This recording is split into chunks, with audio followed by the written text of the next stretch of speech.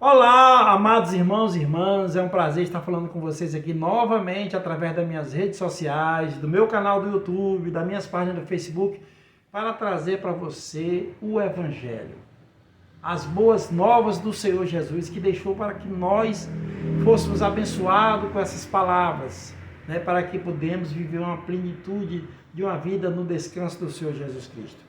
Antes de mais nada, te peço, se inscreva no meu canal, compartilhe essa palavra para que outros irmãos também acompanhem, né? Você que não é religioso, você que não tem conhecimento da Bíblia, é a pessoa que mais necessita dessa palavra e é a pessoa também que mais é abençoada, porque, meu irmão, tem muitos religiosos aí que eu vou dizer, eles terminam caindo no pecado, terminam nas coisas que não agradam a Deus por causa da religião. Justamente por causa da religião, porque religião às vezes é uma coisa complicada. E às vezes é melhor, às vezes, a gente passar a palavra de Deus, a novidade que é as boas novas, né? As boas novas que é o Evangelho, para uma pessoa que não entende nada, do que às vezes para aquele que entende. Aquele que entende é sabidão, às vezes não quer ouvir uma palestra ou não quer ver uma pregação, porque ele já sabe tudo. E muitas vezes quando ele vai ouvir uma pregação, ele vai ouvir assim mais no intuito de criticar, né? Não de apoiar. Mas eu louvo a Deus, né? Eu dou glória ao Senhor Jesus por nos dar essa oportunidade, né? Que a minha palavra entre no seu coração e que você entenda essa coisa que são as boas novas, né? Que é a vinda do Senhor Jesus Cristo que nos trouxe paz, né? E hoje eu quero ler para você aqui, continuando a minha leitura da Bíblia, eu quero trazer agora o capítulo de Marcos, né? E eu vou falar aqui sobre, ainda continuando no capítulo 2, e eu vou ler para você do versículo 23 até o versículo 28, né? Então vamos lá. Marcos, capítulo 2, versículos 23 a 28.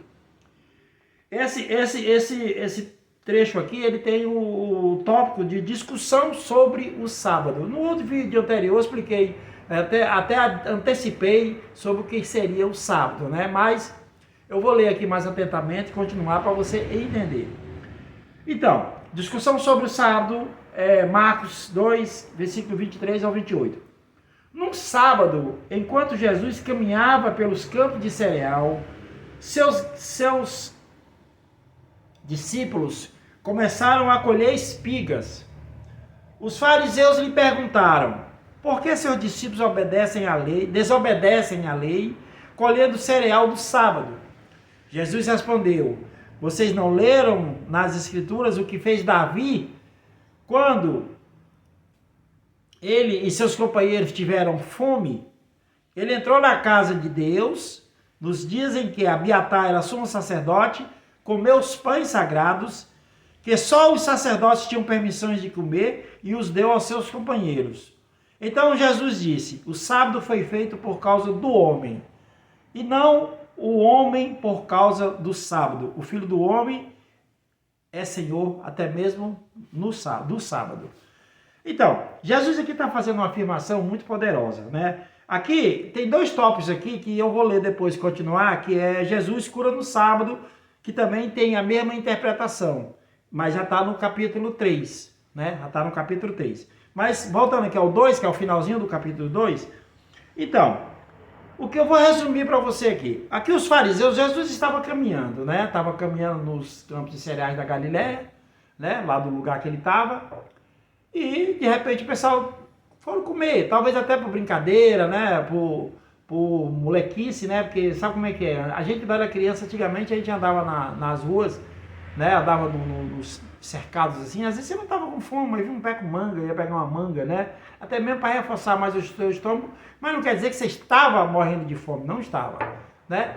Então, assim fizeram os discípulos de Jesus, e eles começaram a colher, a pegar umas espigas que estavam no milharal e começaram a comer. Mas de longe, alguns fariseus olharam, né? Os fariseus aqui são os mestres da lei que tinha naquele tempo, são os fariseus. É a igreja, né? Aqui, digamos que era uma determinada igreja, né? A igreja que tinha naquela época que era dos fariseus. Jesus, na verdade, quando ele veio, ele fundou a sua igreja, que é a igreja da graça. Essa igreja dos fariseus aqui é a igreja da lei. É a igreja que, infelizmente, ainda hoje tem muitos povos que seguem essa doutrina, né? Mas voltando aqui, então o Senhor Jesus estava caminhando com os seus discípulos, eles pegaram as espigas e começaram a comer. E os fariseus viram, né, porque era do sábado, e começaram a criticar, não porque estavam pegando as espigas de milhos para comer, não, é porque era sábado, né, e o pessoal que vive na lei, né, os judeus inclusive, boa parte deles, a maior parte deles, eles não trabalham dia de sábado, eles não pegam dinheiro, não fazem nada dia de sábado. Aqui no Brasil também nós temos aí algumas doutrinas religiosas que também não fazem nada no sábado. Então o sábado eles guardam. Expliquei para você no vídeo anterior que se você quiser guardar o sábado, guarda o sábado. Se quiser guardar também o domingo, guarda. Não tem nada a ver com o que o Senhor Jesus veio para nos mostrar. Então, e aí o Senhor Jesus respondeu para eles dando o exemplo do rei Davi. O rei Davi realmente ele viveu na lei. Mas por que ele era um homem que tinha um coração conforme o coração de Deus? Porque ele viveu na lei, mas o coração dele era da graça. E eu não sei se você sabe, se você leu outros capítulos, mas o rei Davi vinha da campanha, vinha na verdade de uma perseguição, né? Ele não era ainda rei, ele ainda era perseguido pelo rei Saul, né? E ele, numa dessas fugas que ele estava caminhando, ele e as pessoas que acompanhavam ele, né? Que é os guerreiros que ele tinha, tiveram fome. Né? E na época lá, o tabernáculo lá ainda era, no caso, a casa de Deus naquela época, ainda era o sacerdote era Abiatar. Mas o rei Davi vinha caminhando e o rei Davi não podia se mostrar muito, não podia se apresentar assim ao público facilmente, porque o rei Saul tinha colocado a cabeça dele a prêmio, né?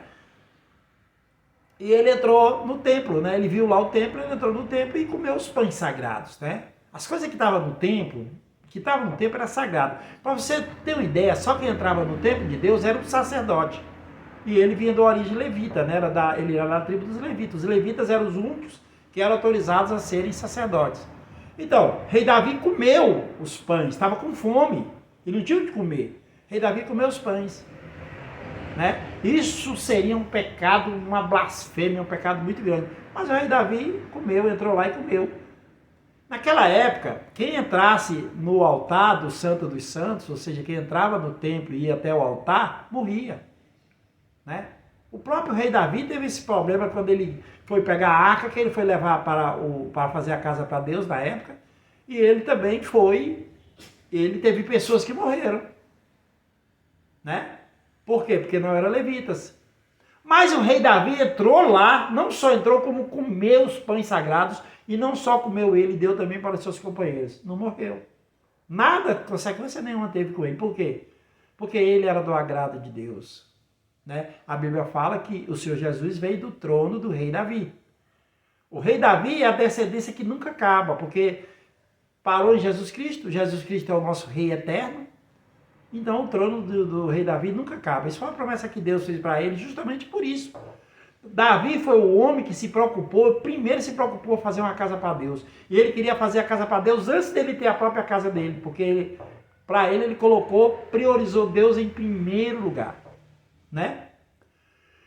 Mas isso não quer dizer que você vai fazer isso hoje. Aquilo foi na época da lei. Mas a Bíblia nos mostra também, né, porque a palavra do Senhor é para nos edificar, mostra também que ele ganhou em priorizar as coisas de Deus. Não quer dizer que hoje você vai seguir primeiro as coisas de Deus e deixar tudo para fazer e Deus vai te condenar. Não vai.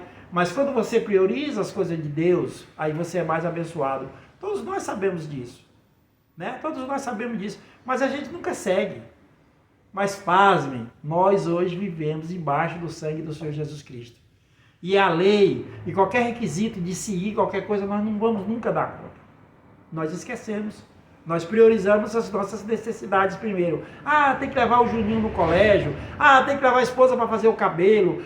Tem que pagar um boleto ali. Tem que negociar com alguém ali. Você vai esquecendo. Eu mesmo está acontecendo comigo hoje. Eu era para estar pregando muito mais tempo para você. Você era para estar recebendo uma ministração minha toda semana, pelo menos uma. Mas eu dei uma parada. E pasmem, isso foi por causa até do meu trabalho, que Deus que me deu. Ele que me abençoou e botou o trabalho na minha mão. Ele me deu o trabalho e ao mesmo tempo eu esqueci, né, momentaneamente, de fazer o meu encargo.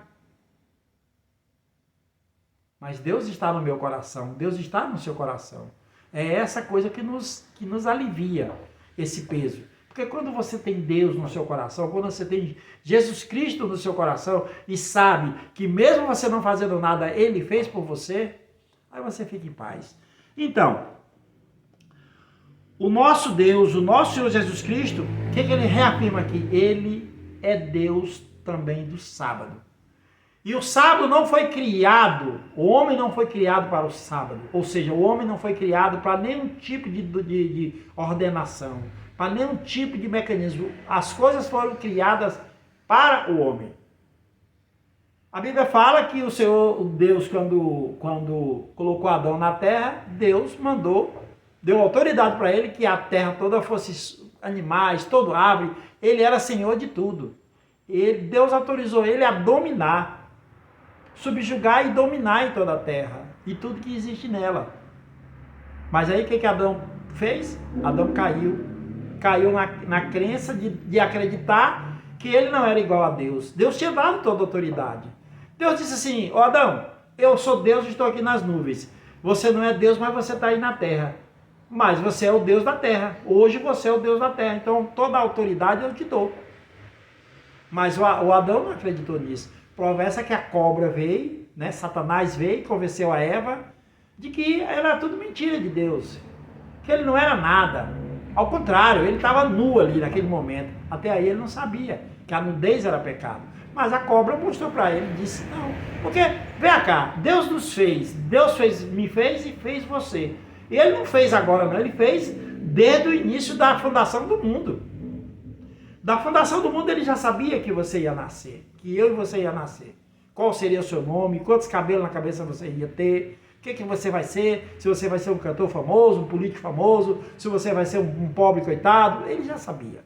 Mas ele deu oportunidade para mim e para você mudar o nosso destino a qualquer momento. Só que muitas vezes a gente não muda. É por isso que quando a gente tem o livre-arbítrio para mudar nossas coisas nas nossas vidas, aí você surpreende Deus e aí Deus te cobre com tanta bênção, com tanto favor imerecido que você não imagina. Por quê? Porque você surpreendeu Deus. Deus às vezes imaginava que você fosse tomar uma posição e você tomou outra. Por exemplo, quando Jesus foi traído por Judas, você acha que Judas estava premeditado a ser aquele traidor daquele tempo e ia morrer daquele? Não. Judas tinha a oportunidade de mudar o destino dele. Ele poderia ter mudado. Adão também teve a oportunidade de mudar. Deus não fez a terra e colocou Adão no jardim do Éden para no outro dia ele cair, não. Deus não fez isso. Deus fez isso para ele. Deus é tanto que deu autoridade para ele dominar toda a terra. Dominar todos os seres vivos que tivesse. E ali nós ia ter uma nova geração só de pessoas abençoadas. A terra para nós era ser um verdadeiro jardim do Éden até hoje. Não que a terra hoje não seja. A terra hoje ainda continua sendo o nosso jardim do Éden que nos deu. E até melhor, porque hoje nós temos metrô, nós temos controle remoto, nós temos carro, nós temos tudo. Isso é um jardim do Éden. Só que vivemos com essas tribulações, com esses momentos de crise, com essas coisas de não acreditar. E fica nesse negócio e você fica lutando. Vai daqui, se defende daqui, acusa dali, vai dali. E fica um verdadeiro problema quando você não está em Cristo. Mas se você está em Cristo, Jesus, se você está em Deus, que Ele é Deus, Ele é o próprio Deus. A Bíblia fala que Ele está desde a fundação do mundo. Né? Se você crê nessa verdade, você vai viver nesse jardim em paz. Vai saber que coisas vão acontecer. Não vai deixar de coisas acontecer. Pessoas morrem, acidentes tem, porque o carro foi o homem que criou. Deus deu capacidade para o homem criar as coisas. Né? Deus deu o livre-arbítrio para o homem, Deus deu a inteligência para o homem, deu capacidade, deu sabedoria, deu tudo. E Deus ainda deixou uma folga para você pedir mais. Você quer mais? Você pode pedir que Ele vai te dar. E todas essas coisas que o homem criou, é que o homem não sabe criar as coisas perfeitas. O homem não sabe, Deus sabe criar. Que Deus criou todas as coisas perfeitas. Mas o homem não cria nada perfeito. Aí criou o carro, inventou isso, inventou aquilo, e essas coisas matam. Essas coisas são armas. E se for usada por pessoas que não têm habilidade, mais ainda. Se for usado de formas erradas, mais ainda. Então, vivemos no jardim do Éden hoje. E não quer dizer que o sábado, você deixar de fazer isso ou deixar de fazer aquilo, ou você ser de uma determinada religião, ou você ser de outra, e você vai achar que você está mais salvo. Não, meu irmão, nós estamos todo mundo no mesmo barco. não é questão de signo de igreja, não é questão de religião, é questão da palavra do Senhor. Nós temos que entender, todos nós temos que ter uma Bíblia, todos nós temos que ler a Bíblia. Por quê? Para que a gente possa meditar sobre ela e meditar sobre as coisas que acontecem, inclusive nas nossas vidas. Mas para isso você tem que estar em paz de espírito. Não adianta você ler um livro, a Bíblia, não. Né? Você tem que ler com paciência, ler e entender. Se não ler, pelo menos você ouvir pregações. Às vezes, eu não tenho tanta paciência assim de ler, não sou muito bom de leitura, mas eu escuto muita pregação. Sempre que eu posso, escuto a pregação. Se eu não sei, eu vou escutar a pregação de alguém que sabe mais do que eu. Só que o pregador, muitas vezes, tem muitos pregadores por aí, que em vez de pregar o evangelho da graça para você, em vez de pregar a segunda aliança para você, em vez de pregar as promessas que Deus tem para você, em vez de pregar o sacrifício que Jesus fez na cruz por você, em vez de pregar o derramado sangue, ele vai pregar a lei. Ele prega que você tem que cumprir alguns requisitos se você quiser ter sucesso. E o sábado simboliza isso. Porque muita gente quer seguir esse sábado. Tem gente que quer entregar sua vida, quer o sábado é o dia do repouso. Como que Deus falou aquele repouso, aquele sábado. Tem gente que não come determinadas coisas porque a Bíblia proíbe. Aí tem gente que vai em alguns versículos da Bíblia que eles procuram lá, não sei o que eles acham. Ah, mas o animal que tem uma pata assim, uma pata assada não pode, outro pode. Meu irmão, isso é loucura, isso é totalmente besteira. Deus não proibiu nós. Nós podemos, todos os seres vivos que estão por aí, no caso, os animais que Deus criou, você pode comer. Você pode comer caça, você pode comer animal. Alguns você não deveria, né? Procurar. Claro que não quer dizer que você vai se prostituir a sua vida fazendo tudo que não deve. Tem coisas que você sabe que não deve, né? Você não vai, por exemplo, matar uma pessoa e comer carne humana. Embora alguns relatos, alguns filmes tenham que lá o pessoal lá no Ártico, lá no gelo, tiveram que comer gente humana para sobreviver. Eu creio que essas pessoas, se isso aconteceu mesmo, ou se isso um dia acontecer, Deus não vai condenar essas pessoas. Porque elas comeram para sobreviver. Às vezes é o que tinha ali na mão.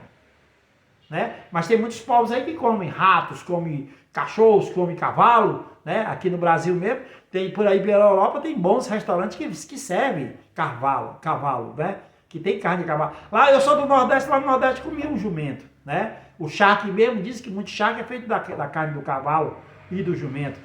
Né? E tem gente que não come isso aí porque acha que é um grande pecado. Não, meu irmão, não. É bicho, está na natureza, bicho não tem alma, bicho está aí para servir o homem. O cachorro, animais domésticos estão ali para servir o homem. Você tem um cachorro dentro de casa, cria o cachorro, eu crio o cachorro, eu crio o gato. É para nos servir. São criaturas que Deus colocou aqui na terra para nos servir. Né? Mas isso não quer dizer que se você de repente perder eles, ficar sem eles. Eu amo meus animais, eu não quero ficar sem nenhum. Eu sofro muito pelos animais.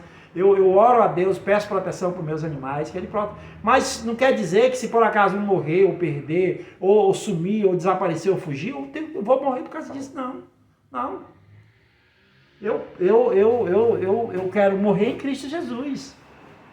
Eu quero louvar o meu Senhor. O meu único Deus aqui na terra não é música, não é cantor. Eu trabalho na área musical. Mas eu não sou seguidor de artista. Eu não sou seguidor de jogador de futebol. Eu não sou seguidor das coisas. Eu sou seguidor de Jesus Cristo. Agora, embora eu viva aqui neste mundo misturado com todas essas coisas. Né? Eu vivo misturado com todas essas coisas. Por quê? Porque estamos no jardim. E tudo que está aqui faz parte do jardim que hoje nós estamos habitando, que Deus nos deu.